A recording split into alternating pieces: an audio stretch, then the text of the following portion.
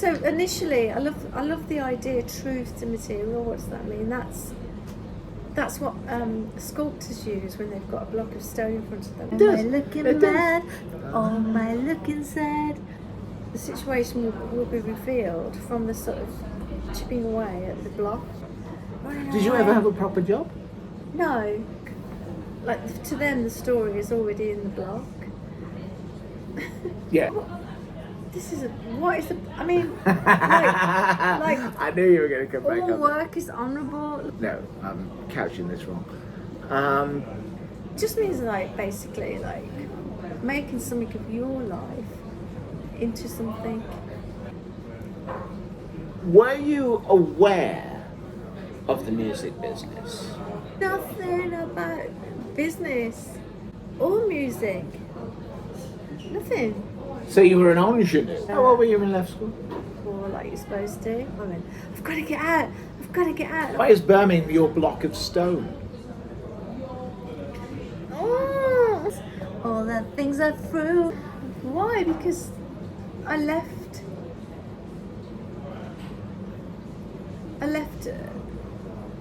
without knowing it. So the music industry, in a sense, you just wanted to make music. No, I didn't even want to make music. That there was a point from the 90s onwards where I This would guy's be laughing. drawn to... What are you laughing at? I I'm love. singing. No, you singing. Fucking marvelous. No, I think I did want to make music in the sense that I taught myself to play guitar. I was very purposeful, like accidentally from a very young age, writing poems. And I was so lonely. I needed audience love. I was like really like love hungry. Got some good reviews, got some press. That press carried on to the point where you were interviewed and you were quoted. I didn't care. I was like, life essentially is only meaningful if you're having an adventure, you know. And showbiz is an adventure. Me and Mark spent 4 years like writing songs. That to me was like the most exciting thing that could ever happen to a human being. What I did do though was suddenly start to feel conscious of how important it was to say that I was disconnected and I didn't know why. And that was the beginning of like the soul of my songs. When facing the answer. And when I reconnected with Stokesy, who happened to go to my school, he just kind of like come up behind me and went, go on then, you know? Was he making music himself for himself? But he wasn't a singer or anything. Were you looking for a band or did a band just No. happen around you? No, I was looking for him. I was looking Okay. for someone who would just damn well listen to me, be my best friend. So you made a universe together? Yeah, we made our own universe first. Exactly. And then like we met Ian and Steve and then the band got together. I ran into you at the Jug of Ale, the long gone Jug of Ale, on the top of the yeah. hill there into Moseley. Oh my And I gosh, went yeah. and I said something like, hello, you were at the bar. I was Surprise, at the bar. surprise. And I went, you are Rachel Mayfield from Delicious Monster. And you went, yes I am. Or words to that effect. And we had a conversation about, I can't remember what we had a conversation about, but it was very cheery, what have you. Oh yeah, music that accidentally attaches itself to a culture, like the culture of like Britpop music scene, indie scene was that wasn't important to us. That was an accident by some other genius. Britpop was not genius.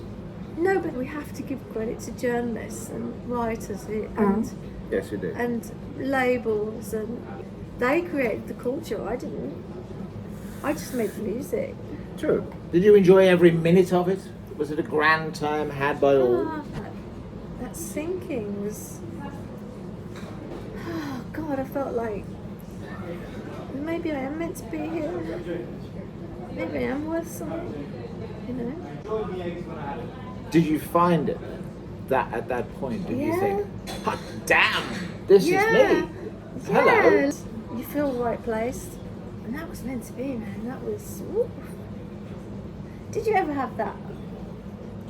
No, I would say not. I was always, and I said, don't use the term, but I'm going to use it anyway. Don't be a lone wolf. But I was a lone wolf. So when did you start working with the Chili Peppers?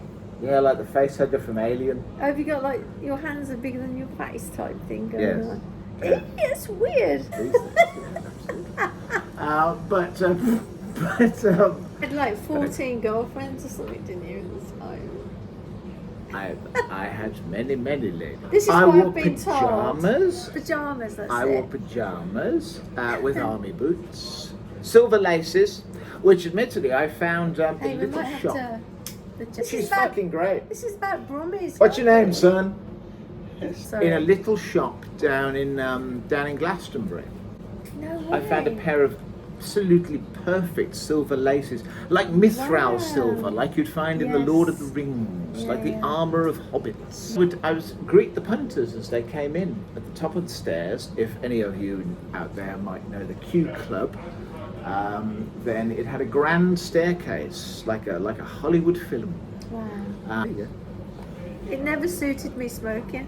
I don't look. You look very good with the cigarette. Well, I don't You have that sort of 40s glamour thing going. What? Like that? Yes, a slight hint of Audrey, maybe Lauren McCall, that sort of thing. Go on, let's give it a go. Oh, you look at Rachel, she looks like Audrey Hepburn. No, I don't. Beautiful with Audrey Hepburn. Yes, and I had seen you there playing a couple of times and around town and what have you, Yeah. and supporting various people. Selling and out then- gigs. Lovely that There you was. go, there you go. Yeah. And I was interested because you were one of the only bands who were doing sort of what I would call proper pop music, verse, chorus, verse, memorable tunes. I don't like that. You don't like that? Why not? I didn't think it was that.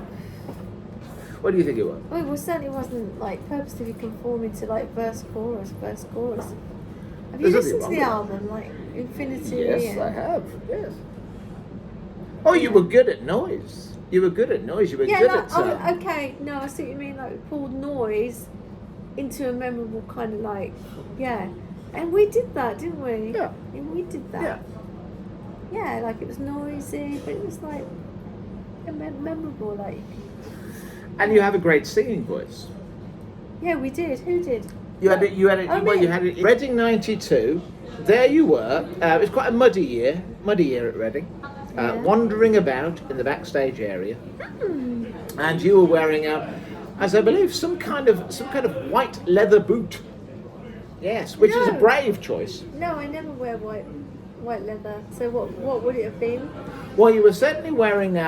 You had one of those kind of faux sort of suede tops with the kind of bobbly Yeah. hood things. Faux fur, yeah.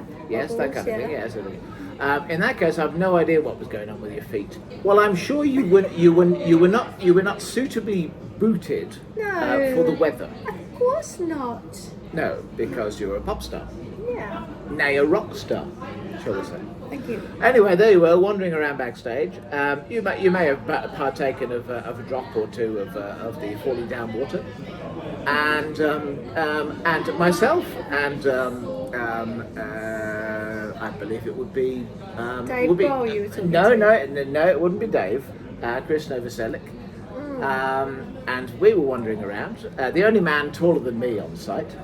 Really? Yes. Oh yeah.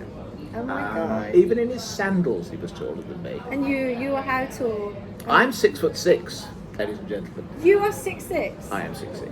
Yes. A 6'6". I believe. Yes. I love the Brummie so much. They will always dare. They will dare to be, they will dare to say, they will dare to give forth an opinion even if it wasn't asked. Your accent was stronger, certainly Yeah. back in the day. Yeah, I was a proper like, I was a little Birmingham girl, and that was it, and that's fine. I remember hearing you on the wireless. Aww. Possibly on Mr. Mark Radcliffe's show, a certain Birmingham Bird. There we were, wandering about, trying to avoid the attentions of Oh really? Courtney Love, Gosh. why? Why weren't you talking to Courtney then? Or at all? Or? because she's a cunt. Wow. Just ask Julian Cope. Birmingham's sense of humour. There's always a comeback. It's always funny. It's like a Tourette's, isn't it? It's like a sort of like It is. social You're quite right. Tourette's. It is a Brummagem Tourette's. Yes, who It's- are a great band. So you're saying the Truth to Material era is you returning to your hometown? Only in a small way. It's more about returning to a part of yourself that you've denied or run from or forgotten. What were you running from? What did you forget? Why did you come back? And why is it important enough to commit to film? Because It's one question. it's enough to commit to film because it isn't only about me. And Not you've in- gathered them along the way, haven't you? Exactly. Yeah. Yes. And what I was trying to do by leaving was saying, look, the world is mine. I can do anything I want. It's like I went away and I said. You were from here, but not of here. Is that what you're saying? I think I'm not. I don't feel of anywhere. What's that word? Contemporary investigation. You know, if you've got a certain accent, you're from a place, or you've got a certain identity, you feel that they've already made their mind up about you. Ah, yes. It led me back to trying to find what part of my physical self is made up from where I am It's not from. physical thing. It feels more physical than. Does it? Yeah. Why so? Well, because I've got an accent, so that comes out of my mouth. So that's physical. Yeah. It's just, I love that kind of like powerful underlanguage that's not. That's a good term. I've not heard that Oh, before. thank I you. like underlay. Yeah, Yeah. there is an underlanguage. And Yes, there actually, is. that's what I'm writing about now. That's the current of my sort of prose writing, poetry writing, is the underlanguage of things. Because what I realise is how much power was given to the surface language of a situation. I mean, I'm partly Irish, partly New York, mostly Birmingham, with a bit of Sheffield and a bit of London. Do I belong anywhere? No. Birmingham is my home, and I've been here now since, well, on and off. What makes it your home, which is exactly what the project Truth to Material is about. People. Yes. I'm not terribly sure of the word banter. Oh, what word would you terribly use? I would use wit. Wit, Rachel. Wit. It's not. It's And- not just the wit. It's the way they don't give up. It's like, No, no, exactly. let's have it. Exactly. Let's tell the truth. Yes, yes. So in a sense, I and my fellow Brummies, look at them out there. God bless you. Good evening. Hey, how you doing? They are all my witty friends, and I feel comfortable. All the things are through, aim them straight at you. I think I first heard a Delicious Monster song Yeah. on the wireless. Yeah. Maybe Do you 92, remember maybe. the first time? I'm sure it was Power Missy. Yeah. I'm sure it was. And I thought to myself, now here's a thing. Here's a thing. Here's a voice. Because that first kind of, Wow. I can't describe it, ladies and gentlemen. The fact is that you had a voice, and you still, admittedly, after all these years and the smoking and the drinking and the weather. No, but I also live a really healthy life. Yes, you do live a very Like healthy life. 80% of the time, I'm a total hedonist that's reformed. You can't sit there and look healthy and tell people, like, you can be Keith Richards, because you can't. Most of the time, I live a very healthy life. Here's the thing. You inhabited the song. You inhabited the song. 'Cause I was The living song- it. Yes, you were. Well, I didn't know that, but plainly that's what I heard. I heard a woman living a song, Got it. living the moment. Love it. For all my feelings. Ladies and gentlemen, that was Power Missy by I Delicious think Monster. it's me. Oh, tell me, oh, tell me, oh.